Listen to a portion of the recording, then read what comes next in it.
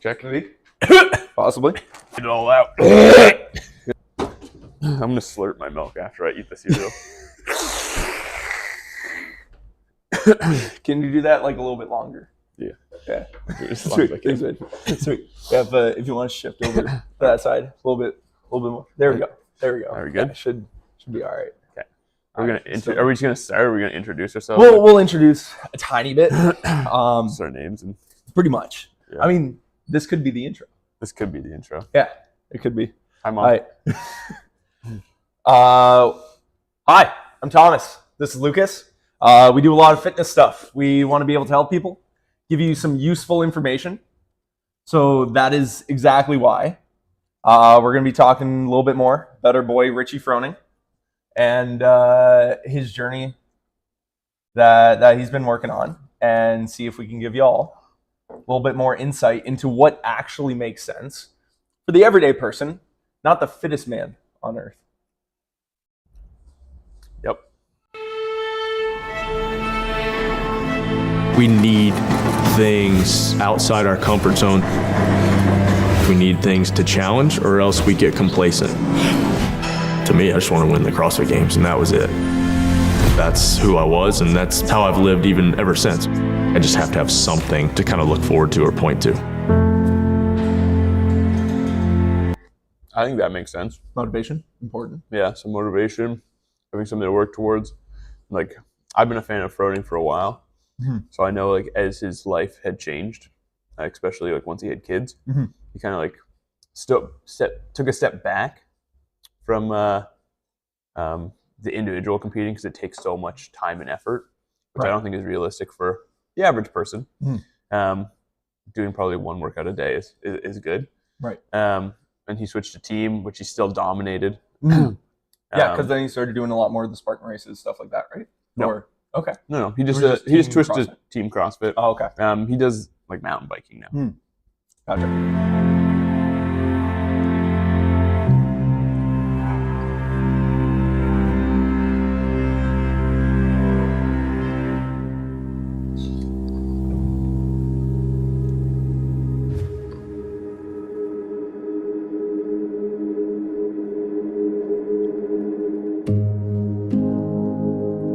Growing up, I'm one of 32 first cousins on my mom's side alone, 25 are boys, and so everything was a competition, right? When I was a kid, I thought they were trying to figure out which one of us was the most dominant cousin, but now having kids, I realized they were just trying to tire us out. You know, hey, run around the pond, who's the fastest, who can swim, you know, whatever.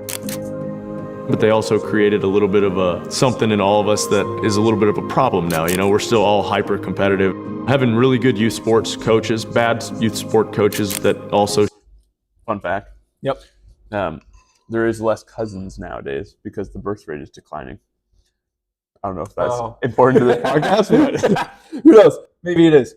As well, maybe it makes people less physically active because there's less people to play with, but less competition. There you go. Who knows? I just thought that was a cool little tidbit. Shaped, you know, kind of my mentality. My high school baseball coach, my last 2 years, his big thing was mental toughness. Like, we ran more than the track team. No point in running that much, but we did. And so I think just a culmination of all those things has kind of just made me a little bit of a, you know, screw loose somewhere. Was getting my degree in exercise science. Had a professor that was the head strength and conditioning coach. He was like, hey, you're a firefighter and you obviously like working out. You should check out CrossFit. So kind of the rest is history, as they say.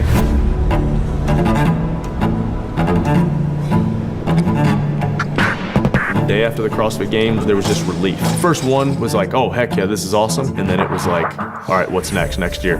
And it was already thinking about next year. There was no time, no downtime. It's in my nature, it's who I am. I don't know if it was cultivated at a young age. I don't know if it was born into me. I don't know, but it's who we are. Having so many different things to train for in CrossFit, you know, gymnastics, weightlifting, powerlifting, running, biking, rowing, swimming, you know, you can get good at one thing, but something else starts to fade. There's so much to get good at. And I think that's a very important point.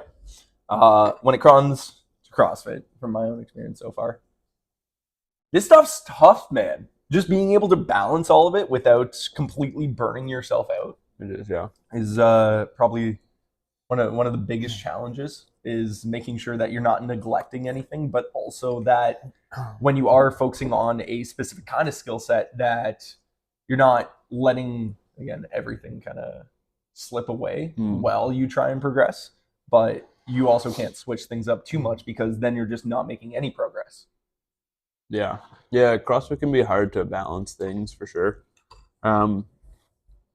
I think that's kind of where the constantly varied comes into play, because if you do it in a smart way, it's not random. Well, it is, but it isn't, because like you're purposefully picking and choosing movement patterns, so that you're never leaving something out throughout the week, or you're very rarely leaving something out throughout the week. Like you might not do sandbag over the shoulders every week, but you'll probably do a clean or a deadlift, so you're doing some kind of hip hinging. And those things will all carry over, right? You're always going to be working on something, and then also the competitive side of it for me. We were literally just trying to get people to say that they could beat Rich, and you could look in their eyes and see that they didn't even believe it, right? He was literally a game changer in just the simple things that he would do. Transitioning off of movements, the way that he would move through a workout, the way that he would strategize, and really a competitive flair that he brought. Rich was arguably the first person who stepped out onto the field, was looking left, was looking right, was making sure that he was ahead of his competition. Fittest man? I think it was 5-time individual. Okay. I think he's won 10 or 11 total with teams and individual by himself. But if you ever watch him work out, his movement efficiency is so good. Okay. And I think that's what made him as good as he was. Right.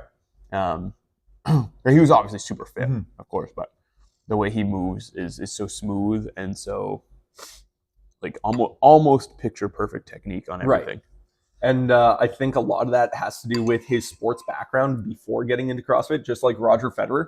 Played like every sport under the sun before he settled on tennis in like his mid-20s, where you can be a specialist like Tiger Woods, but then you're only going to be good in one aspect. Whereas with CrossFit, it requires so many different types of modalities of movement that I think his athletic background really gave him a head start in comparison to most other people for what CrossFit really demands. Yeah, likely. Yeah, for sure. And the dude just wanted to win. He changed the game in a million ways. It's hard to nail down one thing that, separates me or even the top guys now. For me, I think obviously genetics, you have to have it. I'd say a little bit of the work ethic for sure. Like I was going to try to outwork any and everybody. And then I think also the mental side of it and just competitiveness and needing that competition. And then I think my faith. I'm pretty sure even retired, he still works out 3 times a day. Which is ridiculous. Being able to not let whatever I was doing define me. I still hate losing, still hated losing, even after kind of, having that reconnection to my faith. But I could compete from a different level, knowing that my identity wasn't wrapped up in the outcome, right? So for me, I could compete from a way different place doing that. I think what he just said there is not having your identity wrapped up in the outcome. Right. Especially if you're an athlete. If it's gonna be so important for keeping out burnout. Yeah, 1,000%. Like you're not gonna get better every day. You might not win every competition because you don't know what is going to be what other athletes are going to be doing. So making sure that you are an athlete, but you also have other things going on in your life, and that your identity isn't this one aspect. Right. Just like you and I might focus on with our clients, that it's more about the day by day, putting in the work, forget about the outcome sometimes. And you're going to reflect on that every few months, but it shouldn't be trying to be better every single day, just like it's been preached for years. Even at some point every few months, you shouldn't expect to be getting better. Like there's going to come a point where your progress is so slow that and especially if you're doing like CrossFit or something like that, where you're doing so many different things, like the rate of progress is going to be minuscule at some point.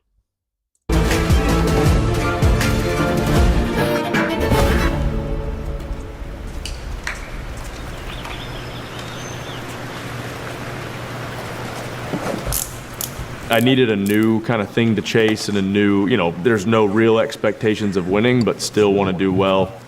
And in 2017, I tore my meniscus. So riding on the road kind of became running for me. I didn't have to do all the pounding on the road and could get a long cardio session in. So I'd met a buddy that I hunt with a lot out west, and he lives in Leadville. And so he was like, you should do the Leadville 100 mountain bike race.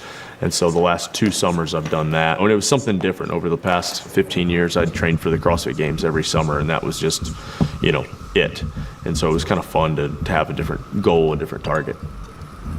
All right, so we've got Idaho elk. No, this is Utah elk. This is from hunt we did last fall. This is just ground. Try to keep the ground separate from everything else. It's probably what gets used, obviously, the most. You also have the kids' favorite, which we'll do. We have elk heart right here. That'll be usually fajitas, something like that. We've done with. You have a lot more experience with this than I do. Is it more so the novelty around meats and venison and other animals that you hunt? Is there a lot of benefit to having that within your nutrition plan? I don't think so. I view strictly only a game meat. Yeah. Compared to eating beef and chicken and stuff, I don't think you'd have any extra benefit from it. No. I think there's a cool mental aspect of having eaten something that has been hunted rather than farmed, but I don't think there's any nutritional benefit to it. No. Right. So it's not what makes him the fittest man. I don't think so. Okay. With the kids, and as we move down, you kind of go. You got deer here. This was from some does that we killed. We cleaned up some does around here last year. There's also some more ground elk in here at the very bottom. We also have some stuff. So I grew up in a hunting family. I had a buddy that was like, hey, you should come out and try turkey hunting. And I'm like, all right, cool. Whitetails just doesn't sound fun to me, just sitting up in a tree waiting. And turkey hunting was a blast. And kind of fell in love with that. And then also I had somebody that said, well, if you like turkey hunting, you should come try elk hunting. And so that was kind of my first introduction to it. And I think we went to Heron, Montana. And man, we chased elk for 7 days. Didn't see one, didn't hear one, but I was hooked. I think it's equal parts competition and equal parts filling the freezer. When people say sport, I don't think of it as sport per se. I think of it as competition. I think of it as the original competition. There's something about the go and try to either outmaneuver, outthink, outwork, whatever it is. And then filling the freezer is, that's the awesome part. So I know that freezer out there, that all that meat is free range. I just feel better, right? Especially if it's something that I've killed. I'm like, man, I worked and paid a lot of money for this. There's a whole lot more pride and ownership, I guess, in it. There's just way more connection to it. I think nutrition is the base of all that we do, right? It's fuel, one, but it also is where we get our nutrients. It's what builds health within our joints. It's what builds health within our organs. And I mean, really, without it, we're dead. When I was younger and competing and training like crazy, I wasn't necessarily worried about the quality per se. And then now it's quality, macro a little bit, but more, all right, hey, let's rein in what's going in and be smart about that. I would say So for the everyday person, how much does quality of food matter versus just hitting your macros or the source of where you get your food? I think it depends on what we're talking about. So there's a difference between weight loss and health, right? You can lose weight in an unhealthy way. We've all seen the Twinkie guy who ate only Twinkies and lost weight, right? Yeah. I think it should be a good mixture of both. Some people that are really hardcore will be able to eat a completely clean diet and they'll enjoy it and it'll be no big deal. But most of us, as long as we're eating mostly whole foods, so that means minimally processed, lean meats, vegetables, fruits, nuts, seeds, all that kind of stuff. And we mix in some treats every once in a while, then we should be good to go. Again, it's just kind of everything in moderation. If you want to be the fittest man alive, you can't have moderation. That's the other thing, right? Yeah. So I think the thing that's holding most people back from hitting their weight goals is not making their meals filling and nutritious enough. Right. So they end up snacking throughout the day. Right. That's pretty much, I think, what holds most people back. The gold standard would be that meat that's out in the freezer or over there in the freezer. That is like lean meat. It's free range, completely wild game. And then from there is humane and quality agricultural practices. He sells buffalo. Does he? Yeah, I think so. So you can order it online.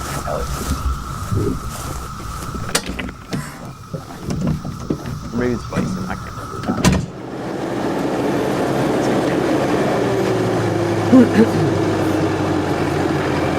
Me and my best friend growing up, he lives a mile from here. We were both firefighters back 15 years ago, 16 years ago, and on his off days, he raised cattle. So I'm like, hey, we've got this property, we're about having kids, like, let's give them some chores, let's do some cattle. I think in the process of all that, I read Stephen Rinella's American Buffalo book, and I was like, oh, sweet. Boy. Cows are cool, but bison would be better. And he was like, cool, but I don't know anything about it. I'm like, nah, me either. So that's basically how the farm started. I was reading an article. Some guy was saying how bison, when they're out west, instead of running away from a storm, they head into the storm, where cows traditionally try to get out of it. That's kind of where Into the Storm came from, and we've kind of adapted it, I guess, into our motto for the farm. And it's been cool to see people kind of take that on and wear that as a badge of honor. You know, bison meat has some of the best macro numbers out there. Obviously, these Highland cows do too, almost identical, but those are just golden doodles with horns. Those are my wife's that will never, you know, they'll never be processed.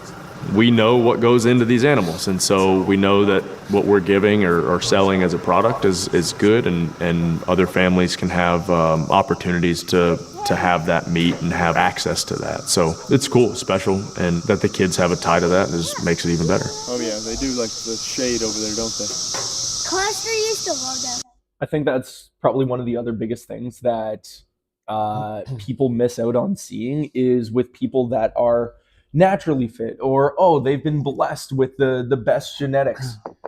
Most of the time, people that are just in naturally really good shape are probably just moving a heck of a lot more than most other people, right? Yeah, they live probably more active lifestyles than the average person. Exactly. Working on a farm, all that stuff plays exactly into that, right? Even people that work in an office setting, if they're leaner, usually they're fidgeting more. Like their hobbies outside of work are more physically active. They're doing things around the house. They're gardening, yard work, that kind of stuff. And it really doesn't take much. It's just a matter of cutting back on the hour or two that you would be sitting on the couch. Yeah. Of just getting up and doing something. Yeah. That too, and like some people just have smaller appetites. True. Very true.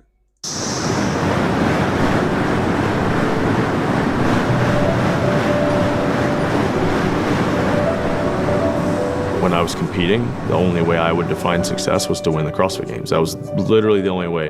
The 2 years that I got second, those were not success. They were not fun.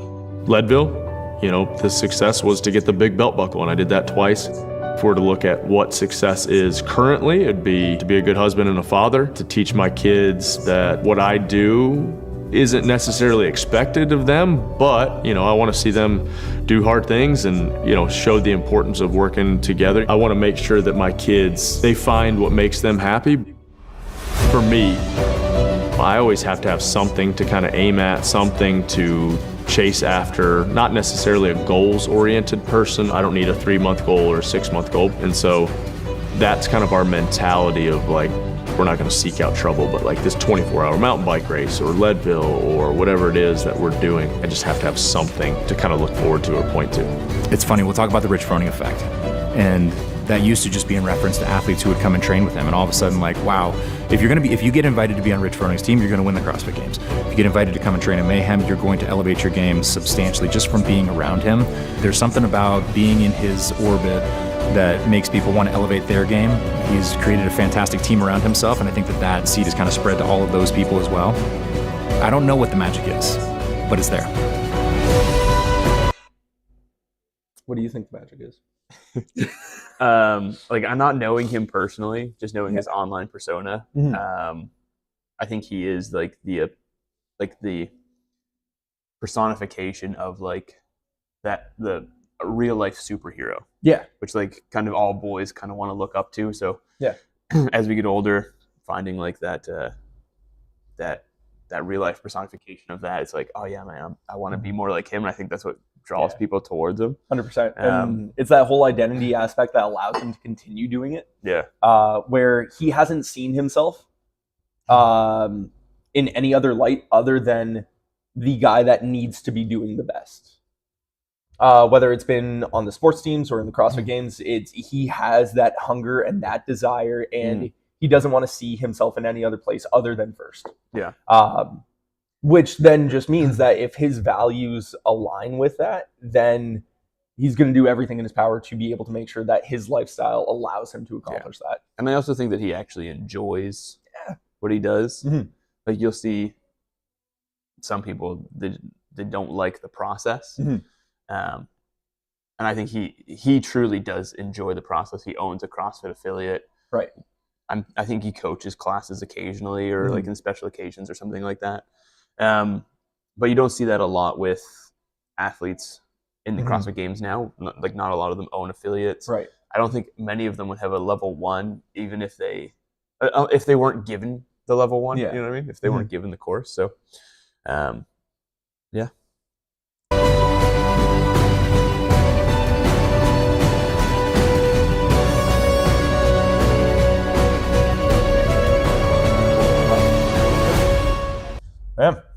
Man, Rich Froning.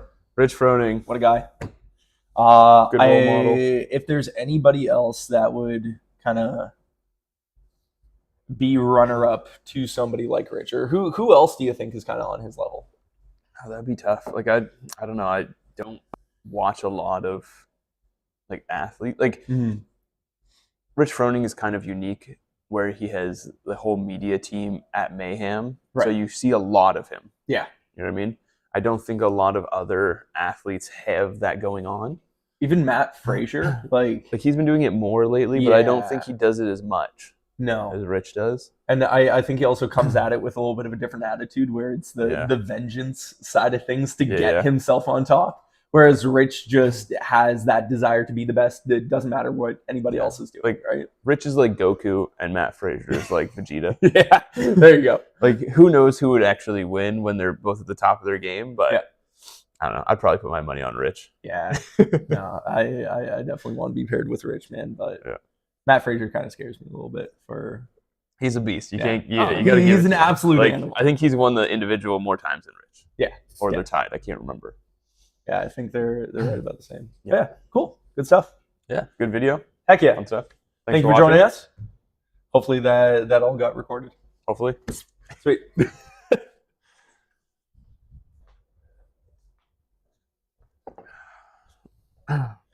Nice.